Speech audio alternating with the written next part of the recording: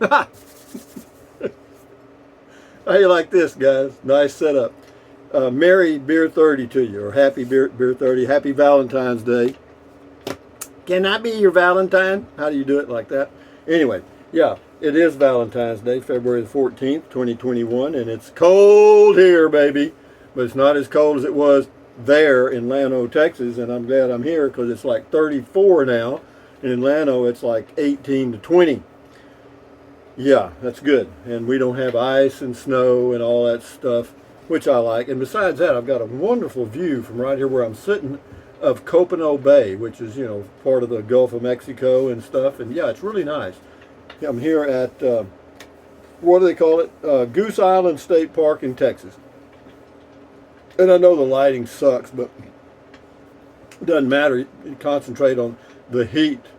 Yeah, there is something psychological about that, I have to tell you, because, right now it's about 63, 64 degrees in here, and I got two little electric heaters on medium, both of them, and yeah, it keeps it quite comfortable because the wind is the factor here. The wind is blowing out of the north right now about 18 to 22 miles an hour, which is okay. I'd rather have it out of the north than the south. Why? Because the Gulf of Mexico is right out there, and that salty air would just come and get all over my stuff.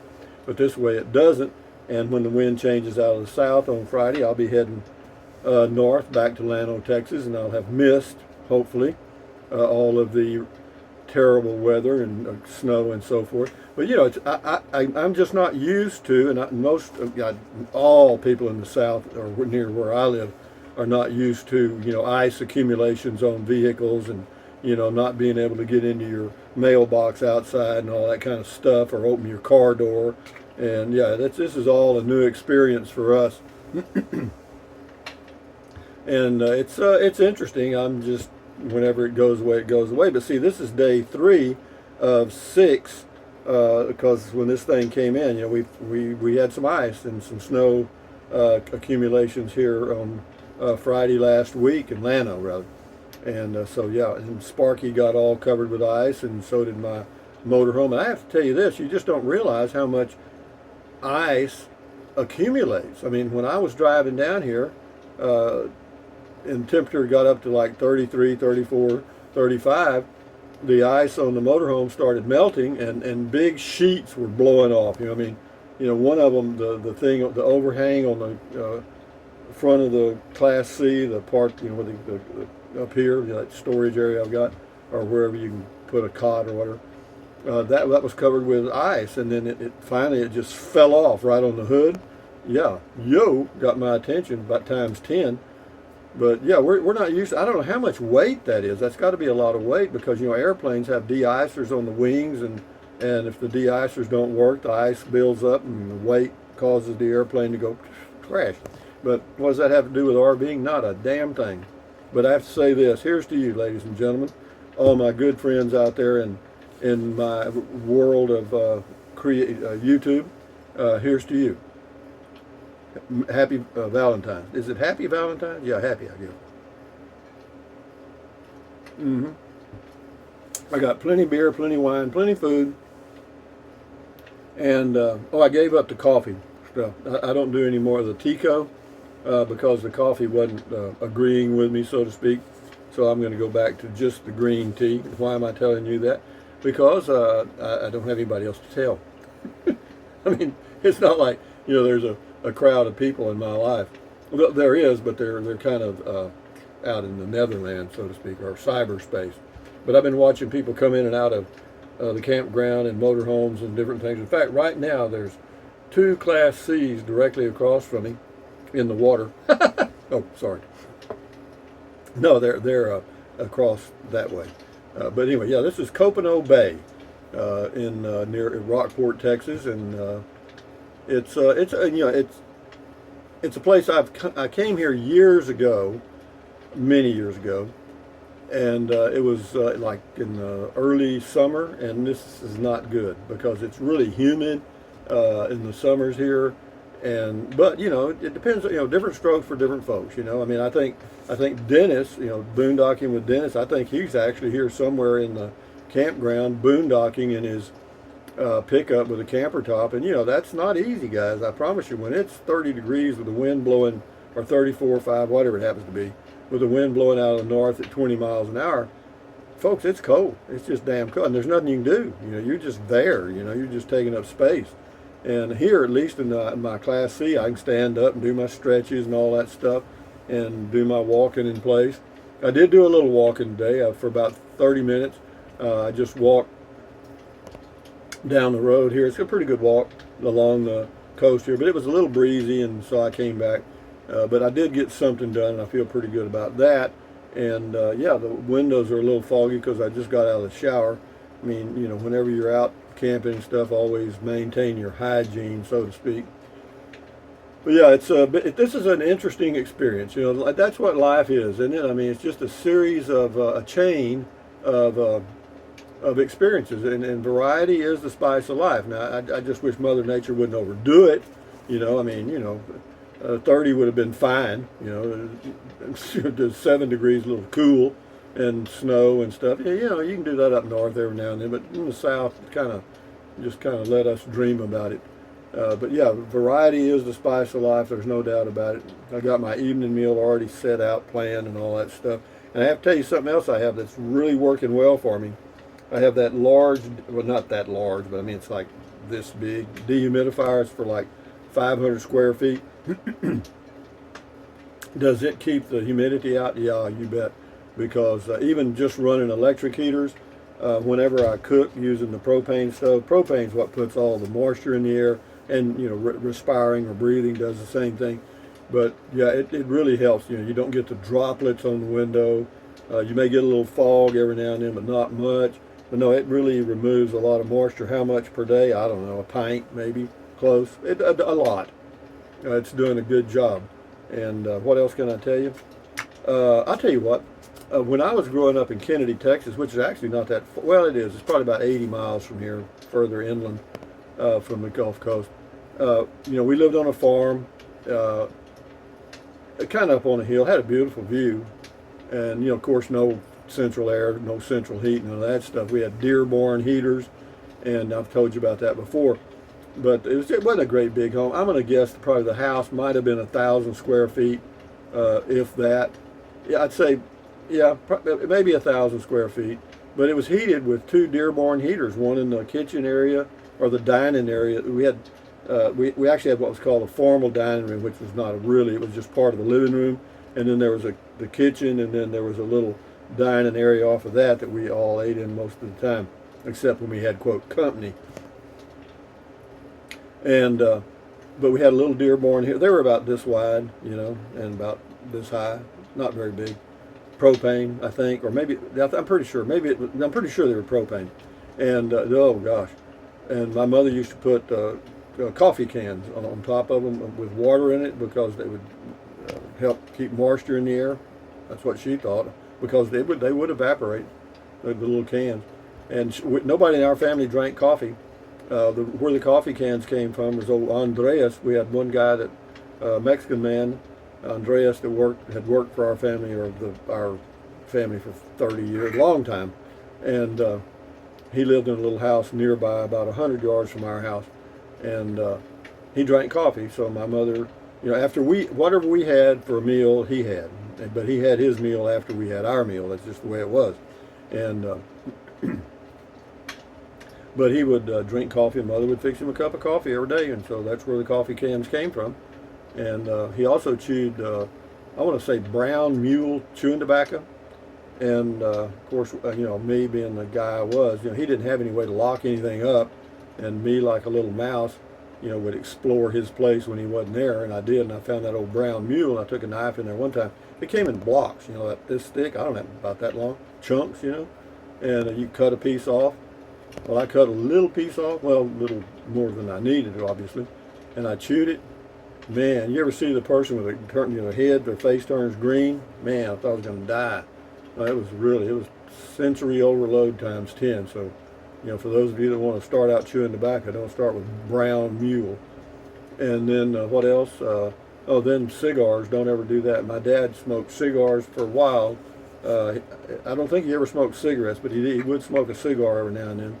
He wouldn't smoke it inside, as far as I know. I never remember him being in the house smoking a cigar, but he would smoke it when he was driving his pickup and outside sometimes. But he had some, and of course, me being the experimenter I was, I snitched a cigar, and yeah, the same result. Yeah, it like killed me.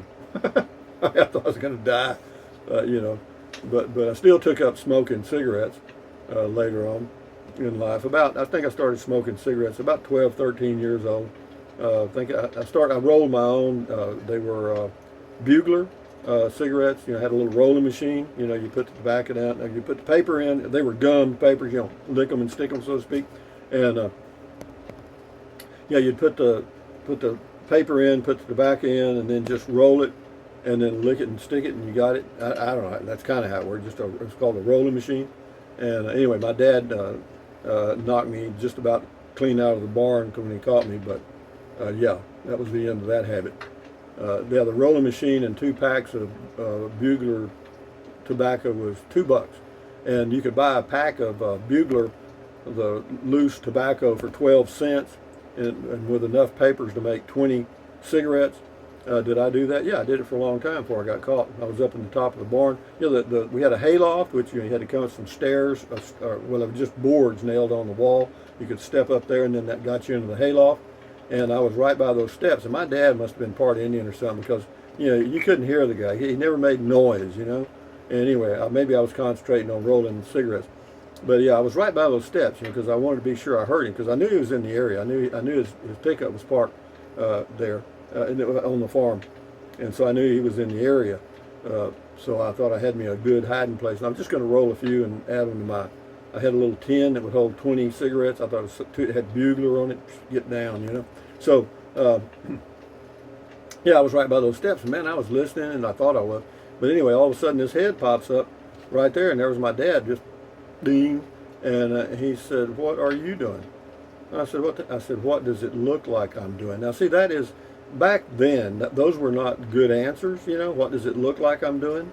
That was wrong, as in dead wrong, because my dad was not what you'd call a real light disciplinarian. Discipline was immediate and brutal, and out came the hand, and boom, there I went sliding across the loose hay on the floor. End of rolling machine, end of tobacco for me for quite some time, because then what they would do, mother and my daddy both, they could smell if you'd been smoking. Even though my dad smoked cigar every now and then, if he knew if I'd been smoking, he'd sniff. He'd come around. He'd even sniff my hair, and I used to lie like a rug. I'd tell him, well, I was in a car with guys, they were smoking. What the hell am I supposed to do? And I'd get by with it. And once I found I could get by with that lie, then I managed to build on that and save my life probably. But yeah, I still smoked every now and then. I didn't smoke much. I'd smoke 2 or 3 cigarettes a day just to be, quote, cool. We used to roll them up in our sleeve and all that shit, put them in our sock. It was a thing to do. Lucky Strikes, Pall Mall, Pall Mall, however you want to pronounce it, Chesterfield. And then the one that was a luxury, the first one to come out with a filter was Viceroy, if you remember those. And then Marlboro, call for Philip Morris. Yeah, how about that one? LSMFT, I can remember all their ads. Lucky Strike means fine tobacco. Actually, it means fine heroin or whatever. But no, we did all that stuff. That was in the 50s and 60s. And what's that got to do with RVing? Not a hell of a lot. Beer, here's to you. Yeah, but that was life in the 50s and 60s. Of course, did a lot of drag racing, and, dancing was a big thing. Sock hops. Fortunately, I did have socks. And then we did this little, I couldn't get it done. I mean, my hair didn't work right. But, some of these guys would shave their head and they'd leave a long piece right here in front and make a little curl, you know what I mean? Oh, I thought that was too damn cool, man. And but I couldn't get into it, and my dad wouldn't let me for that reason. And then another thing I got into was ducktails. When you let it grow long on the side and then bring it back, and right at the back it looked like a tail of a duck, but it was just long, and they wax the shit out of it. And they had this 4 Roses wax, and of course you had flat tops. Oh, we had all kind of hairdos. We make fun of kids' hairdos today. It's purple, red, green, or purple on one side and red on the other. We think that's silly. Everybody's got to do something with their hair, right? And so no, I had a flat top, but unfortunately, see, my uncle was a barber, and his first name was Royce, And anyway, Royce was a barber in Kennedy, Texas, and actually there were some other barbers, but I had to go to him.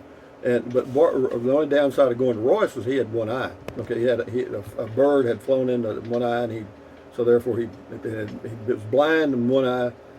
And to get a flat top, it's supposed to be flat. You know what I mean? You know, and like level. You understand? Well, since he had one eye, see, sometimes they'd be tilted a little bit, whatever. But I couldn't do anything about it, because I had to go to him, and that's the way that was. But yeah, he did okay, but that was it. And then, of course, the GI, but that wasn't too fun. I like the flat tops better because I could put that wax on it, and make it stand up straight. I don't know what the deal was about that, but it was kind of neat. You'd really work at that shit. And I just, of course, we were vain. We'd look in the mirror and all that shit. I can't remember the name of the TV series, Happy Days or something. Yeah, there's a lot of truth in that. Carrying combs and combing your hair and stuff and looking in the mirror. It's kind of like, Facebook and, taking pictures of yourself now. Kids hadn't changed. We just got new equipment, that's all. And, yeah, it was crazy, man. And going to dances, of course, was a big deal. And but we had a good life. I mean, I'm not. And as far as was it any better than anything for kids today? No, it's all relative. I mean, back then that's the way it was, and now it's the way it is now, and that's the way life is. In fact, it's good because I got a beer right here. It says the date on this thing is August 1828. That's not too good.